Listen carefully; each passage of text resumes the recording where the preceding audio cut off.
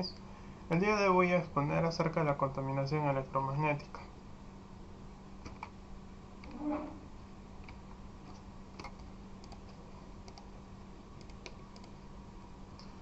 Primero que nada, debo definir antes qué es la contaminación electromagnética. La contaminación electromagnética se refiere a la presunta existencia de una exposición excesiva a las radiaciones del espectro electromagnético. Los espectros electromagnéticos están presentes en casi todos los artefactos electrónicos que tenemos y que utilizan un radio de frecuencia para poder ser utilizados, comunicarse entre ellos o simplemente para ser catalizados. Generados, como digo, por componentes electrónicos u otros elementos que producen actividad humana. Sin embargo, como veremos más adelante, no solamente se deben a la actividad humana. El espectro electromagnético es el rango de frecuencia que se incluye en todas las radiaciones electromagnéticas, desde la frecuencia más alta hasta la más baja. Esto se da gracias a los fotones, que neutralmente los fotones se dan en lo que viene a ser el espacio cuántico. Los fotones son una partícula elemental que al pasar de un estado a otro de momento esporádico se puede ser proyectada en un plano natural, es decir, un plano visible, como nosotros lo vemos tal cual. La radiación electromagnética indirectamente ionizante es peligroso porque puede inducir a cambios moleculares debido a la gran cantidad de energía almacenada en las ondas de alta frecuencia, ya sea los rayos X, los rayos gamma, que nosotros utilizamos para ver el interior del cuerpo directamente en los huesos, que son expuestos de una manera no visible, que traslucen a través de nuestra piel, órganos y solamente reflectan en la capacidad ósea que tenemos, mostrando así el estado de los huesos de manera intacta sin antes verse afectado la piel, los órganos, vasos sanguíneos, sangre, entre otras cantidades que podamos tener dentro de nuestro organismo.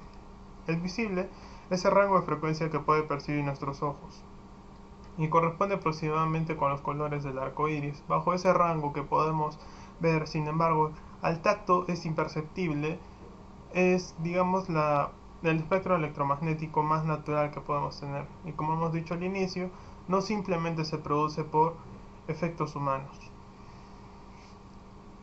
Los no ionizantes. Este rango de frecuencia produce efectos térmicos de los rayos infrarrojos, ya sea como los productos de los microondas y radiofrecuencias. Como sabemos, los radios microondas tienen una frecuencia interna debido a que producen un calor interno esporádico, cambiando de un efecto nulo a un efecto térmico muy alto. Y las radiofrecuencias en donde en el momento se encienden, por ello producen una frecuencia de choque alta que dependiendo de la proximidad o de la capacidad que tenga ese radio de poder, pueden llegar hasta 4 a 24 kilómetros, dependiendo del uso y la frecuencia que ésta posee.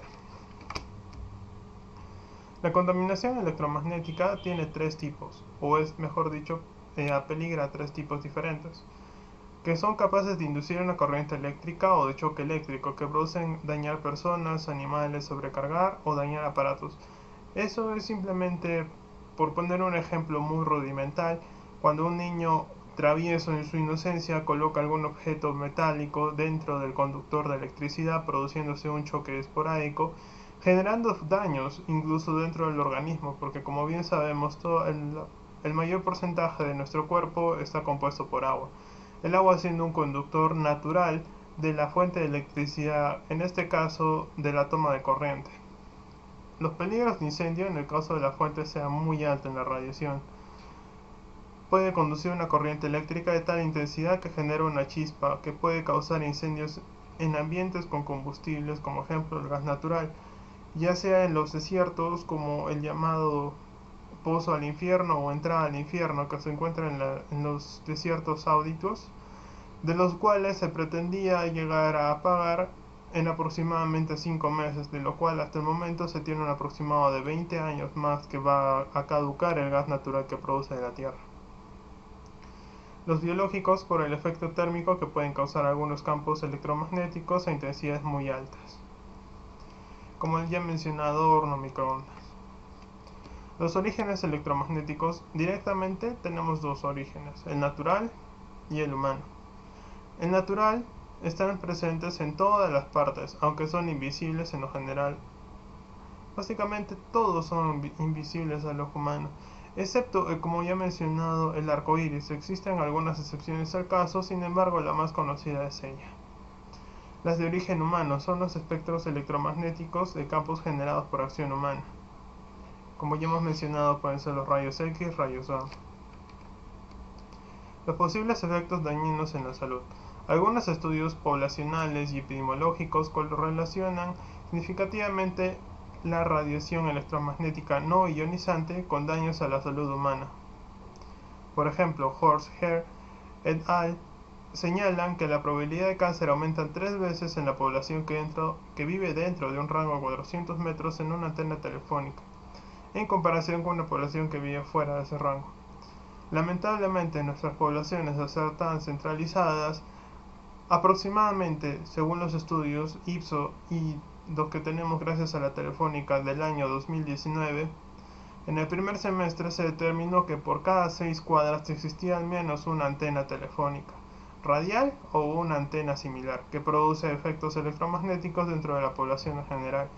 Dichas antenas tienen el mismo rango que se aproxima, es decir, cada 6 manzanas cuadras existe una antena, porque ese es el rango de efectividad que tiene. Si se pierde un poco de rango, generarán otra antena, no importa si es que hay una más cerca, y el rango tiene que ser efectivo.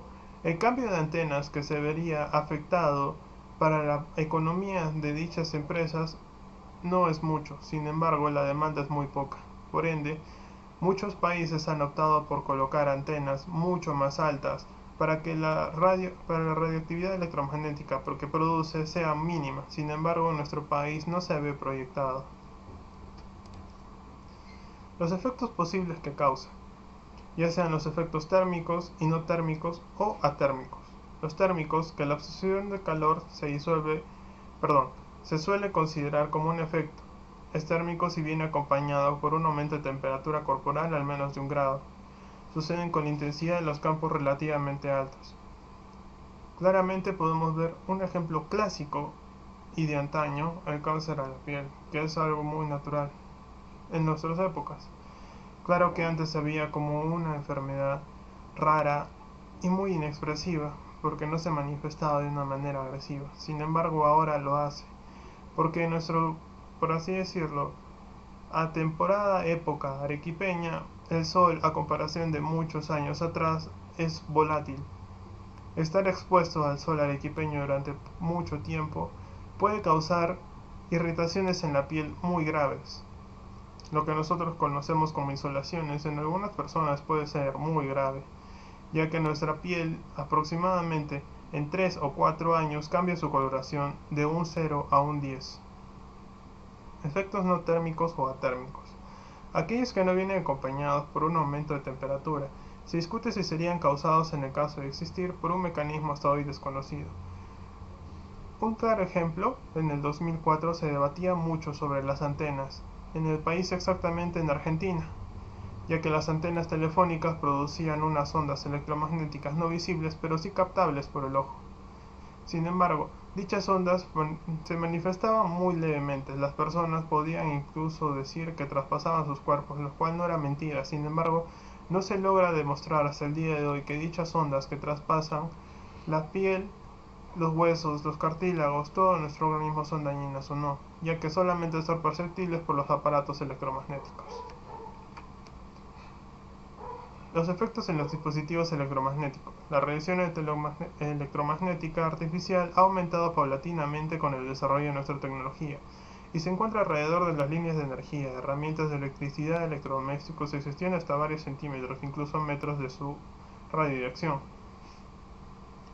Como bien podemos observar en la imagen, partimos desde lo más básico que existía en el momento en que se creó la electricidad.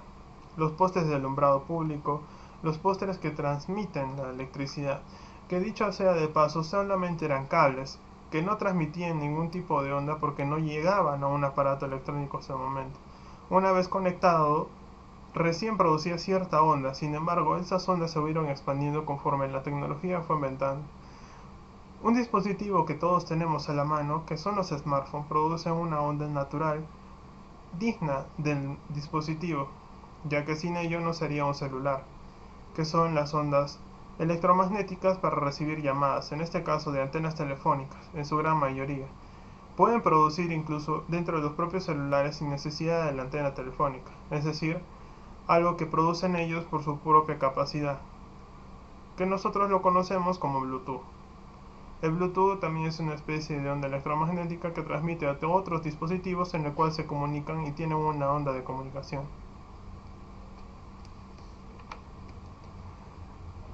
Un tema no muy tocado, sin embargo, que se produce en el momento de las guerras fue el auge de la tecnología armamentista, que vienen a ser los ataques de pulso electromagnético o EMP. El ataque de pulso electromagnético es un método de ataque militar realizado con armas generadoras de importantes cantidades de energía electromagnética que afectan al ambiente directamente. En su momento, al producirse una explosión, se produce una serie de displasia entre los enlaces que existen entre los fotones, neutrones y protones. Cada uno genera una cadena que reacciona en una cantidad, por así decirlo, infinita e incontable de la cantidad que puede producir. Dicho gasto de energía y ruptura de enlaces produce un calor. Dicho calor genera una energía aún más grande, que en cantidades pequeñas es imperceptible.